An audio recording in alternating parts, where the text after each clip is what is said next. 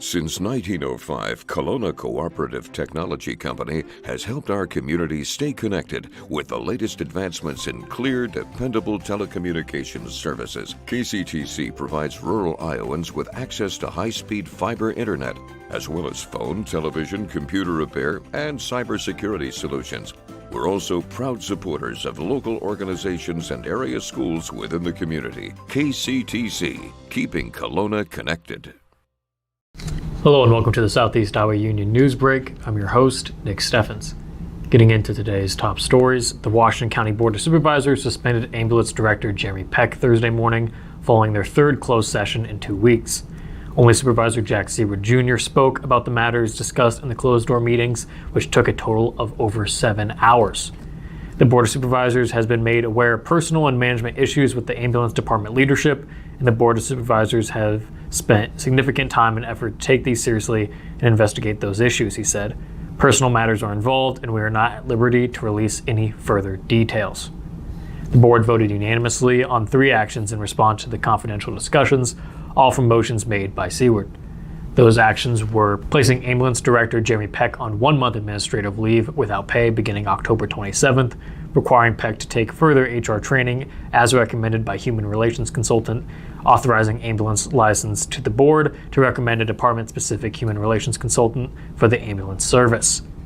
Details on the personal and management issues at the department were not specified. While Peck was involved in one of the closed sessions on October 11th, county officials have not named the employee in question for other closed sessions on the same day. Signs of controversy first surfaced at an August 30th regular meeting where Supervisor Jack Seaward Jr. and Bobby Yoder mentioned complaints about the ambulance department, but declined to elaborate on them in follow-up interviews. While an HR investigation and several delayed closed sessions saw meeting agendas in the following weeks, an official link between those matters and the ambulance department did not surface until Thursday's meeting. Peck and County Attorney John Gish declined to comment on the matter. Tuesday morning at approximately 8:03 a.m., 2 construction workers were struck and killed by a Southeastern Community College student. According to Illinois State Police, the men were walking behind a pickup truck and trailer with yellow construction lights activated as they set construction barrels in the westbound lane of the Great River Bridge. The driver, 21-year-old SEC student and athlete Emily Johnson, struck one of these traffic barrels, kept going, and subsequently struck and killed 20-year-old Mount Pleasant graduate from New London, Pearson J. Franklin, and 35-year-old Andrew Whitcomb of Burnside, Illinois.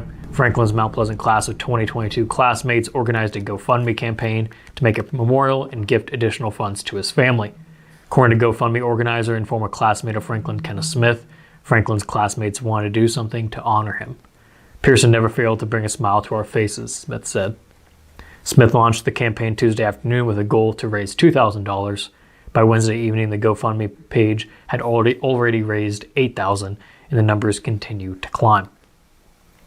City Council members reached a unanimous, if hesitant, consensus vote to approve a management agreement for the municipal pool with the Washington YMCA Tuesday night. If approved by the YMCA board at their own meeting next week, the agreement would raise the city's annual management fee to the Y from its current rate of $3,000 to $15,000 a year by 2025. The item first saw the spotlight at a regular meeting in September, but was delayed by initial miscommunications and later by negotiations between city officials and the Y. City Administrator Deanna McCusker said returning to the city-managed model would trade off with staff time elsewhere, citing her experience in other cities with busy municipal pools. The payment amount was increased from the September proposal. Rather than capping at $13,000 per year as initially planned, the city will pay $15,000 a year starting in 2025 if the agreement goes through. McCusker said the change was based on rising insurance rates for the industry. Another change from the proposed agreement concerns the Y's discretion to close the pool early during slow hours. The Y pitched a clause that would allow managers to close the doors if there have been less than 10 swimmers for 1 hour or more, or in the case of severe weather. The version passed by the council removed that language, allowing early closures only in the case of severe weather or low temperatures, according to new wording provided by McCusker after the meeting. Early voting is open for the November 8th general election. Absentee ballots are available in person or through the mail. To vote early in person, go to Henry County Auditor's Office in the courthouse, ask for an absentee ballot, mark it, and turn it in. The ballot can also be taken with voters to fill out and submit later. They request a mailed absentee ballot by going to the Secretary of State's website. If the ballot is mailed, it can then be submitted in person or through the mail. The last day to submit an absentee ballot request to be mailed is October 24th. The last day to vote at the auditor's office is November 7th. That was the top stories. It is now time for obituaries. Regina R. Sis Johnston of Fort Madison passed away on October 17th at the age of 80. A massive Christian burial will be held at 1 p.m. October 21st at St. Mary's Catholic Church in West Point. Schmidt's Funeral Home of West Point is in charge of the arrangements. James E. Lloyd of Washington passed away on October 18th at the age of 89. Services are pending at the Johnson Eden Funeral Home. Rita Palmberg of West Point passed away on October 18th at the age of 94. A massive Christian burial will be held at 10:30 a.m. October 24th at St. Mary's Catholic Church. Schmidt's Funeral Home of West Point is in charge of the arrangements. Janet A. Olson of Mount Pleasant passed away on October 18th at the age of 71. A memorial service will be held at 11 a.m. October 21st at Olson Powell Memorial Chapel. Raymond D. Skeeter Davis of Mount Pleasant passed away at the age of 62. Murphy Funeral Home is in charge of the arrangements. We're going to take a brief break, and when we come back, we'll have the weather and sports. Federation Bank is a locally owned bank providing award-winning customer service. We believe that we are more than just a federation of banks, but a federation of communities, serving Brighton, Richland, Wellman, and Washington, Iowa.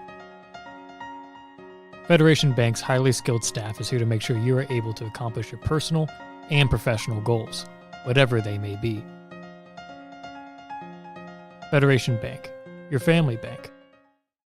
Hospice isn't a place, it's a type of care that focuses on living. Servicing a 7-county area, the Hospice of Washington County staff of nurses, social work, hospice aides, spiritual and grief support, volunteers, music and massage therapists are able to provide free end-of-life care where the patient lives. We write wills, give consent for organ donation, but rarely is there a plan for what we would want the final phase of our lives. At Hospice of Washington County, we encourage our patients to be in charge of their healthcare decisions while maintaining quality of life. At the Capper Auto Group, we put our customers' needs first and understand that everyone is as different as the vehicle they select. We offer new Ford, Chevrolet, Buick, GMC, Jeep, Chrysler, Dodge, and Ram vehicles in a friendly environment that puts you in the driver's seat. When it comes to service, we maintain factory-trained technicians and competitive pricing. The Capper Auto Group still believes that service after the sale provides the best customer experience. Come see the Capper experience for yourself.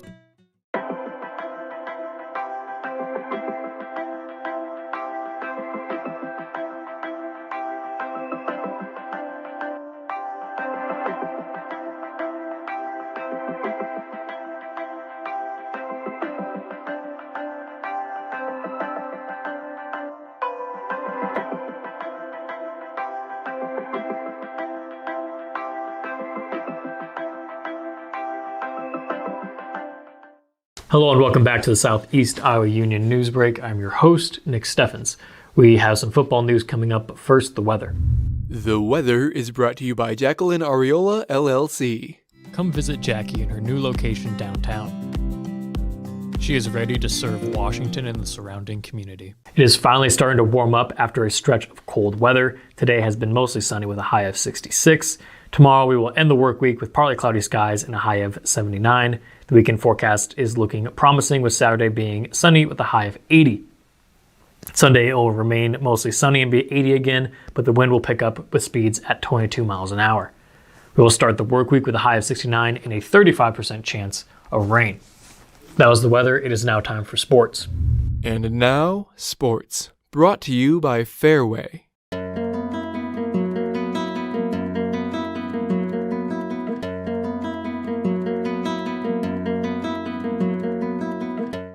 Going into league play, it was clear that Class 3A's District 5 was going to be a tight one. With 1 week left to go, there is still plenty up in the air. Fairfield and Washington enter Friday night's district contest from the outside looking in. The Trojans and Demons are tied for third in the district standings, having each won 2 games and lost 2. And neither team is all the way in or all the way out of the 2022 playoffs. The good news for the Trojans and Demons is that the second place Grinnell is only 1 game ahead of both teams in the standings, and the Tigers may be in a must-win situation themselves. Grinnell visits Fairfield on Friday, and not only is the postseason on the line for both the Tigers and Trojans, but there will be some interested eyes watching down Highway 1.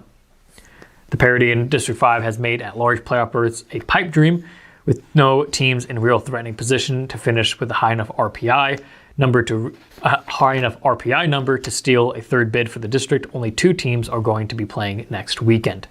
District champion Solon is one, and one of the other 3 will be the other. If Grinnell beats Fairfield on Friday night, not only are the Trojans knocked out, as are the Demons. Grinnell would win second place alone in the outside of a miracle in mathematics. The RPI wouldn't do anything to help the other 2. If Fairfield beats Grinnell and the West Burlington Notre Dame takes down Washington, the Trojans will tie for second place and get an automatic bid into the playoffs. It's that simple, but Washington is the favorite against West Burlington Notre Dame. If both the Trojans and Demons do finish the night on top, the math gets really murky, with all 3 teams holding a 1-1 record against each other, as Grinnell has already defeated Washington and Washington beat Fairfield. The last spot comes down entirely to the RPI rankings. The RPI rankings are the ratings percentage index. They take into account 3 things: your record, your opponent's record, and your opponent's opponent's record. That means any games between any teams that the Demons, Trojans, and Tigers played matters, as well as any games between any teams that the opponents of the Demons, Trojans, and Tigers have played. Currently, Grinnell is ranked number 17 in Class 3A RPI. The Tigers hold a rating of .5068. Washington is number 22 at .4782, and Fairfield is 23rd at .4620. The Demons and Trojans obviously need a bump down from Grinnell to get up to the Tigers' level, but a loss to Fairfield would do just that. Grinnell would end the year with a worse record than both Fairfield and Washington, which could cause their RPI to tumble.